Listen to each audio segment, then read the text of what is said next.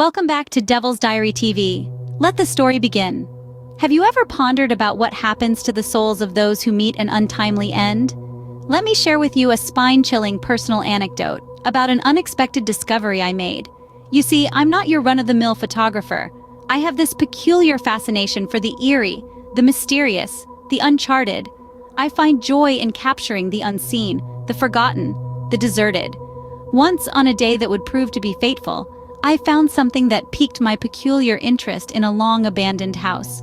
It was an old, dusty photo album, disregarded by time, tucked away in the shadowy corners of a damp attic.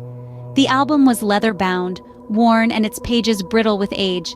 As I gingerly turned the fragile pages, I found myself engrossed in a bygone world, a world suspended in time.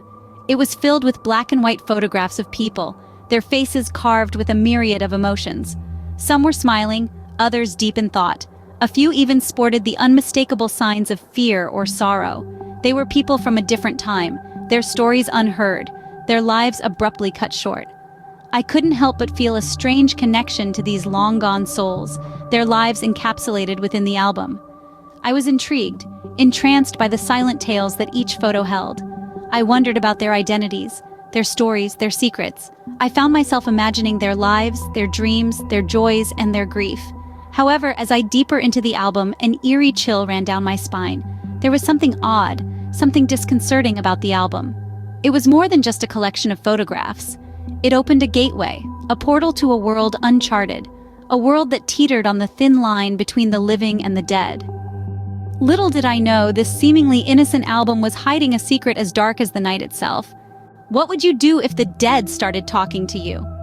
As the night slipped away, I began to sense an eerie change sweeping through my photo album. The images, once static, seemed to breathe, their subjects no longer trapped in the stillness of time, but moving, whispering, crying out from the glossy pages.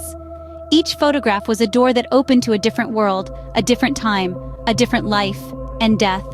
In haunting solitude of my darkroom, I could almost hear the whispers of these apparitions. An old woman in a faded wedding dress, her eyes brimming with decades of regret.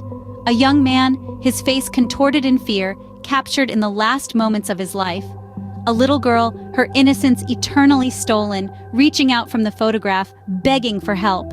Each ghostly figure had a narrative to share, a narrative of their premature end. Initially, I was terrified, frozen by the sheer terror of it all. But as the nights passed, I found myself captivated by these ghostly figures, their stories, their lives, and their unjust deaths. I realized that this wasn't just a photo album. It was a haunted chronicle, a spectral record of lives abruptly ended, of spirits demanding justice for their murders. The old woman, I discovered, had been poisoned on her wedding night. The young man had been betrayed by his best friend. The little girl had been robbed by the merciless hands of time and neglect. Each photo, each spirit, carried a story of injustice, a plea for vengeance. I feel the weight of their stories, their pleas for justice, piercing my heart. I knew I couldn't just disregard them. These spirits, confined within the pages of the photo album, were reaching out to me, imploring for my aid. They needed me to bring their stories into the open, to seek justice for their ill-timed deaths. So, just like that, I found myself entwined in the spectral threads of the dead, their lives, and their unjust ends. What happens when the spirits of the deceased demand justice, and I'm their only hope? In the eerie silence, the spirits began to reveal a sinister agenda, one that sent shivers down my spine and made the hairs on the back of my neck stand on end. These were not random souls caught on film. No, they were victims. Victims of the same ruthless murderer, their lives brutally snuffed out, their stories buried under a veil of deceit and influence. Photograph, each haunting visage, was a testament to a life cut short. The spirits were bound to the album, their cries for justice echoing in the stillness of the room. They were trapped, unable to rest, their stories untold, their murderer still at large. These spirits, these victims, they were not just seeking solace, they were seeking justice. The powerful and influential had concealed their deaths, their gruesome ends swept under the rug of society's apathy. Their murderer, cloaked in power and privilege, walked free, unpunished for his heinous deeds. Their pleas were desperate, their stories tragic. They reached out to me, imploring me to be their voice, their beacon of hope in the darkness that had shrouded their existence. They needed me to uncover the truth, to expose the murderer who had taken their lives and hidden behind his power and influence. I felt a chill run down my spine as the gravity of their pleas hit me. I was their last hope, their only chance at justice.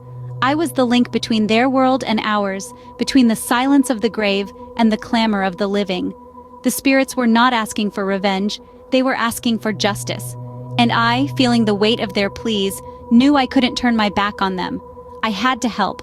I had to bring the truth to light, to expose the murderer and bring him to justice.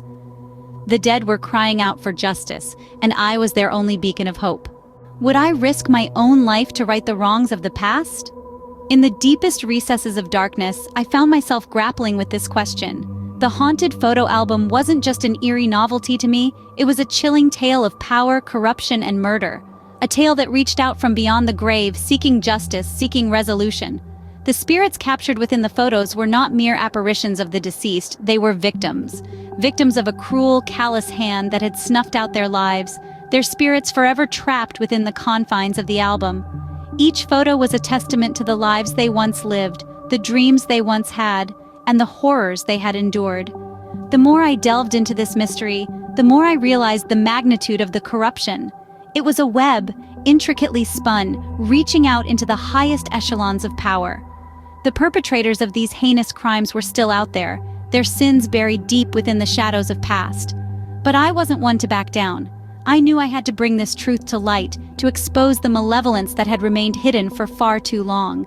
The spirits within the photos yearned for peace, for their stories to be told. And I was determined to be their voice. Each night, I found myself drawn to the album, the spirits whispering their tales to me, guiding me, giving me the strength to uncover the truth. I knew the risks. I knew I was putting my own life on the line.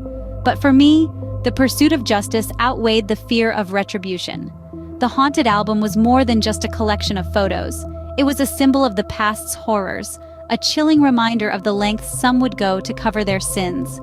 Yet it was also a beacon of hope, a testament to the indomitable spirit of one woman who dared to stand against the tide of corruption.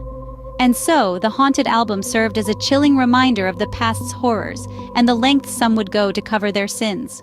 How far would I go to give peace to the restless spirits?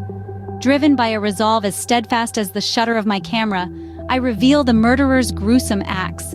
Justice isn't blind, not tonight.